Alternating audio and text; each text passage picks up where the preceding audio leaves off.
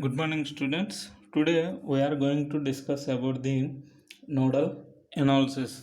Already we discussed this nodal analysis in previous classes. That means by using DC excitation we solve the circuits. But here the problem is that circuit is excited by the AC system. So the what is the procedure did in previous classes, here also we are doing the same procedure. There is a no difference in procedure, but little bit difference is calculations only. Why? Because in our DC excitation there is a no topic of these phase angles or complex numbers. Here we are using AC excitation. That's why we are getting these phase angles, and because of the impedances we are getting these complex numbers. So compared to the DC excitation, here little bit calculation is more. That is the difference, but entire procedure is same. Okay na? So let us see the one problem. So here the given problem is find the current drawn by the circuit using nodal analysis. This is the problem given. So if you once observe this problem, there is a directly give the inductance values, but in previous problem they mentioned only inductive values and capacitance values. So that's why we are converting those inductive values and capacitive values into the reactance values, inductive reactance and capacitive reactance value. But here is no conversion is required. Why? Because directly they are given the reactance values. So if you see the step 1, actually the step 1 is in a given problem, if they give any reactance values or capacitance value, we have to convert those values into the reactance values. But in this problem they directly given the reactance value, so there is no need to conversions of the inductive values into the reactance or capacitive values into the capacitive reactance values. So there is no need to do the step 1. Coming to the step 2. Step 2 is we have to identify how many number of nodes are present in the given network, and we have to assign the names for that nodes.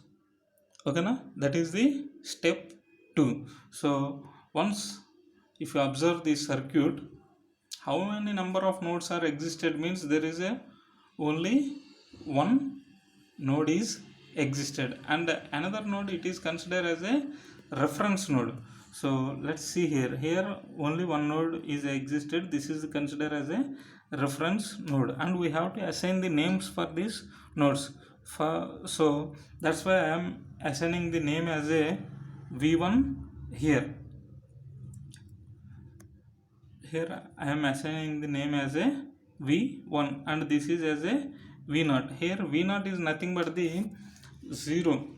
Okay now, that is the reference value or neutral value or ground value. So here we are considering v0 as a 0.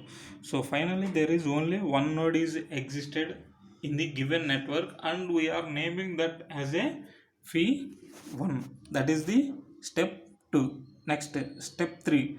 What is the step 3 is we have to write the KCL equation from the given circuit. So once if you observe the circuit, there is totally 3 branches are connected to the node.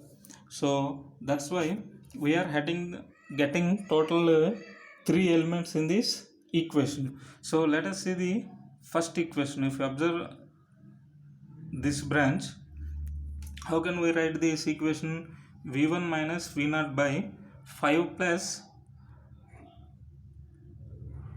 v1 minus v0 by 5 plus j 62.83. This is the first element.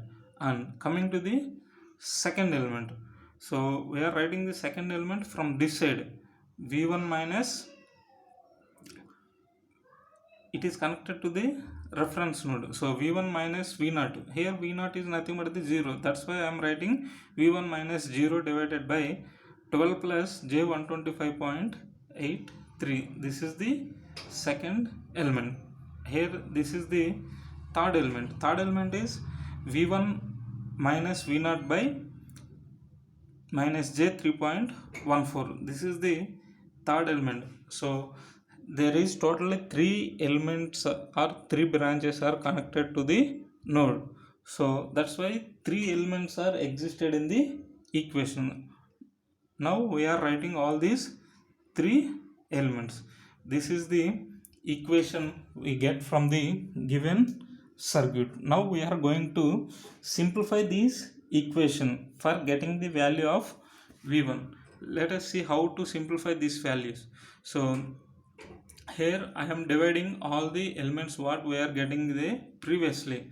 So previously we are getting this equation. Now I am dividing all the elements separately. That means from this I am writing v1 by 5 plus j 6 point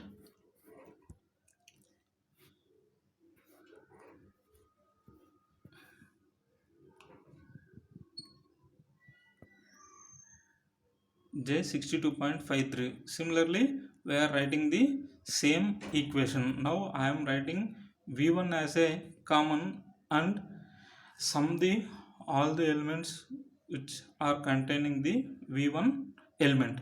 So if you write this equation like this, so from here we are getting 1 by 5 plus j 62.83.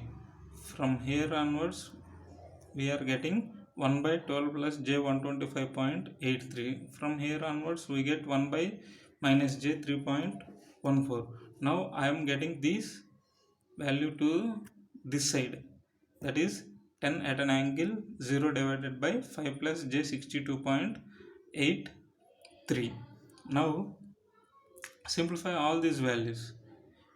If you simplify all these values we are getting v1 into 2 into 10 to the power of minus 3 plus 0.295 j is equal to, we are going to simplify this value also. So if we are getting this value as 0.0125 minus 0.158 j.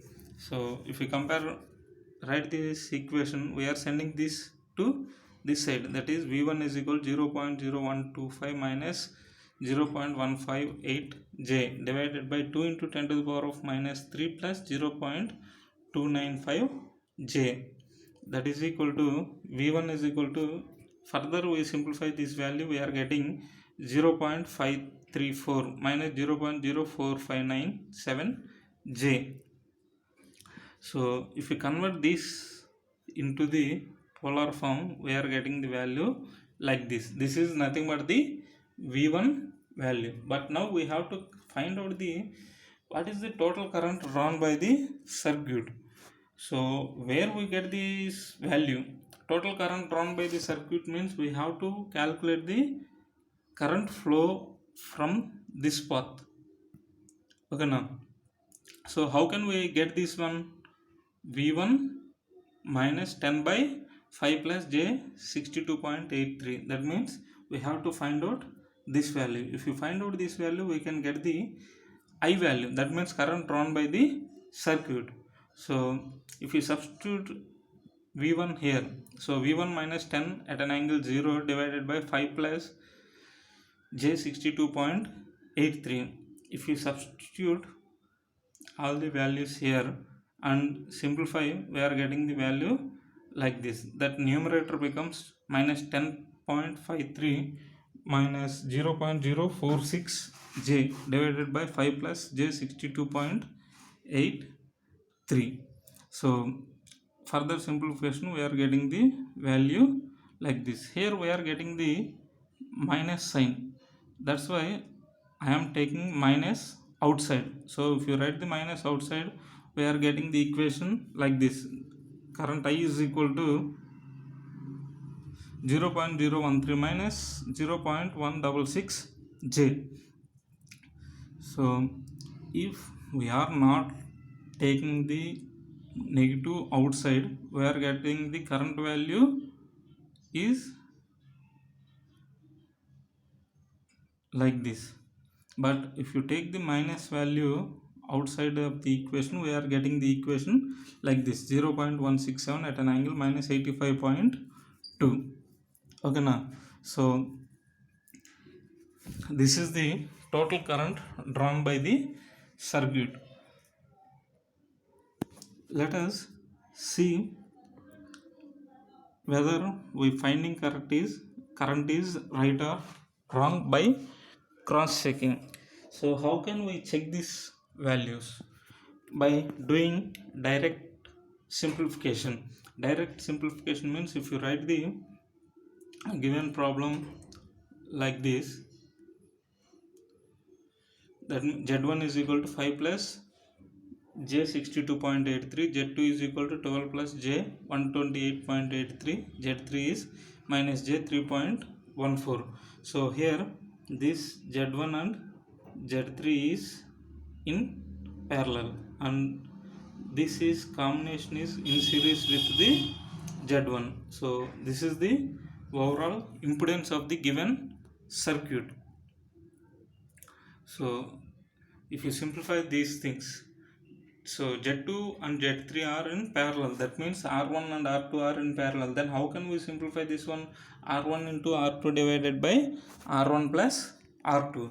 So by applying this formula, we are substituting all these values, and this is the Z1. This entire value is this one. Z2 is parallel with Z3. So if you simplify these values, we are getting the Z value is this one. So finally we are getting 5 plus 5, 59.61 J. This is in rectangular form. That means like this: R plus J XL minus XC. If you convert this into the polar form, we are getting the equation that value of Z equivalent is 59.82 at an angle 85.19. So here how can we find out the current? Means by using Ohm's law, V by Z. I is equal to V by Z. So V by Z equivalent. V is equal to 10 at an angle 0 divided by Z equivalent is equal to 59.82 at an angle 85.19. So if you apply all these values here, we are getting the 0.013 minus 0.166 J. This is in rectangular form. We have to convert this into the polar form is like this. We are getting the value as 0.167 at an angle minus 85.19. This is the current we drawn by using direct method. So once if you check this value, previously we are getting the same value 0.167 at an angle minus 85.20. Here also we are getting the same value. So indirectly we get the same answer for both methods, that is the indirect method and nodal analysis method. So we do the problem in correct way. So this is about the nodal analysis.